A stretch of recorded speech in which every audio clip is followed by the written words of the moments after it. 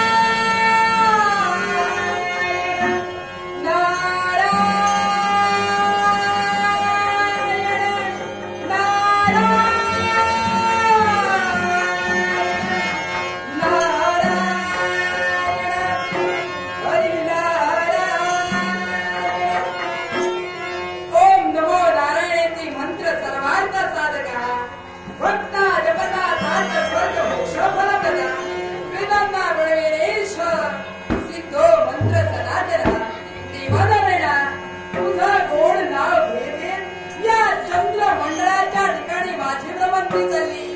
एवढंच कशाला 27 चंद्रपत्नी यापैकी 26 चंद्रपत्नीच्या महाली मी गेलो. आता 27वी कृतिका तिच्या महालापर्यंत माझं झालं. बघायला कुठं जागा मिळाली नाही, पण या कृतिकेच्या सदनी निश्चितच कलाला जागा आहे, कलाला खरा आहे आणि असंच करावं. मी आलेल्याची जाणीव कृतिकेला करून द्यावी यासाठी. अहो कृतिकाली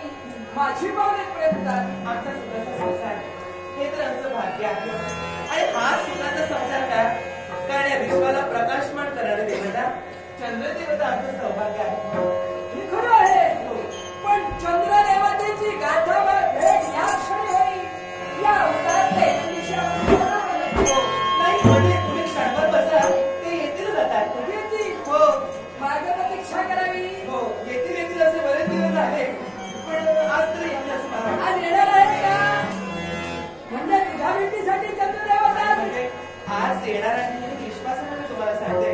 असा विश्वास रोजच माझ्या मनात ठिकाणी असतो.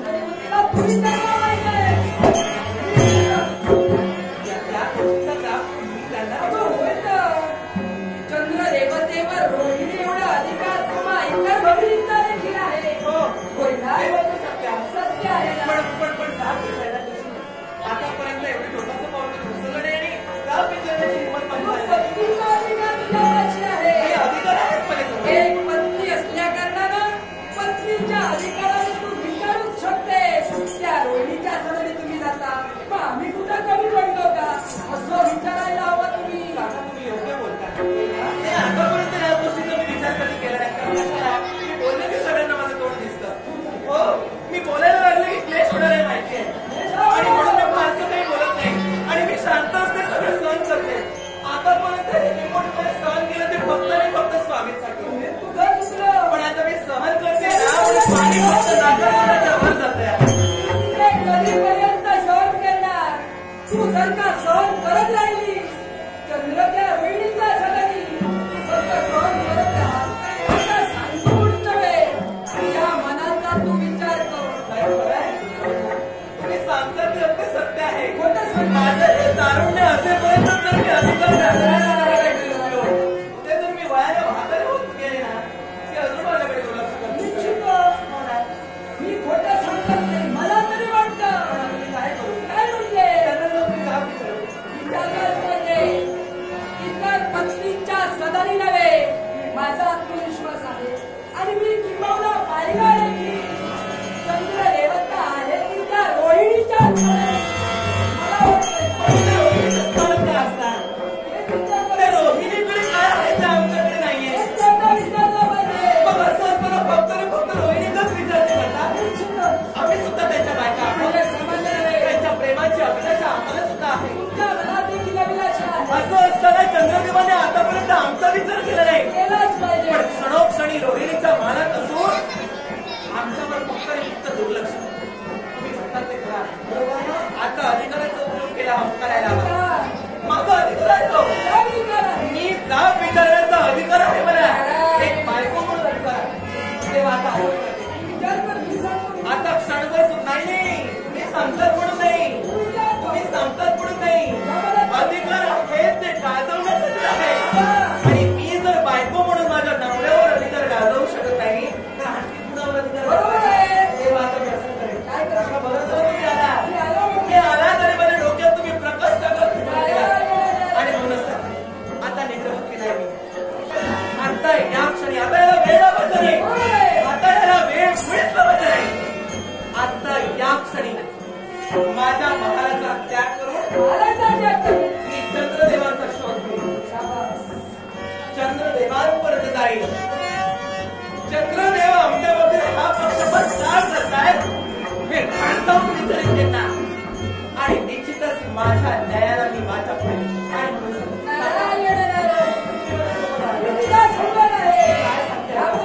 मी बोलायला लागले की आवडत नाही.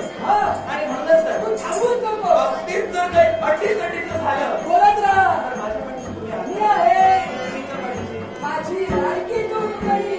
बघा ना. नारायण. सरकारचा हात वर करा. हो ना?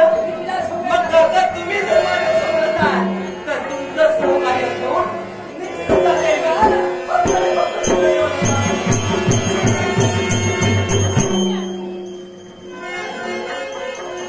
नारायण.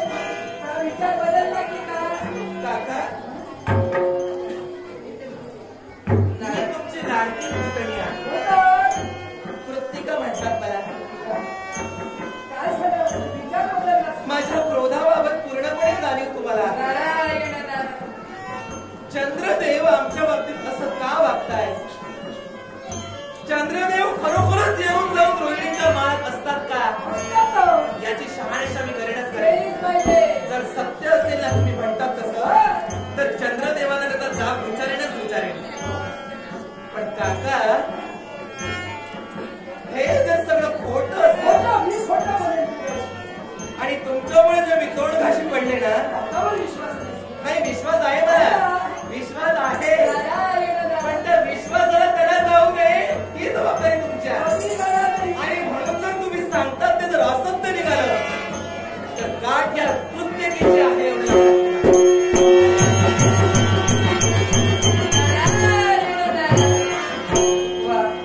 कलाला जागा मिळाली. कळ लावल्याशिवाय या नारदाच्या ज्वालामुळे थाराच नाही. या कृतिकेच्या सदनी कलाला जागा मिळाली खरी. हे काय घडेल ते घडेल. पण या कृतिकेच्या स्वभावाची कल्पना मला आहे आणि म्हणून नाट्य घडवावं लागेल.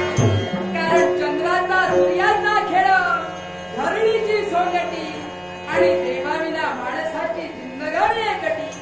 असं असताना या देवदेवतांचा खेळ ज्यावेळी होईल त्या खेळातून जे नवनाट्य घडेल त्याच नवनाट्यावर या मृत्यूलोकी वास्तव्य करणाऱ्या मरत मानवांचं जीवनही अवलंबून आहे.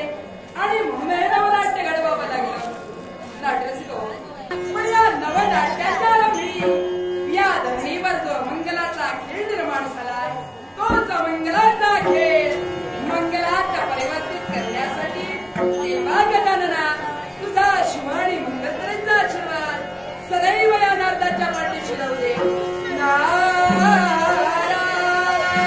नारायण गजानना श्री गजानना गजानना श्री गजानना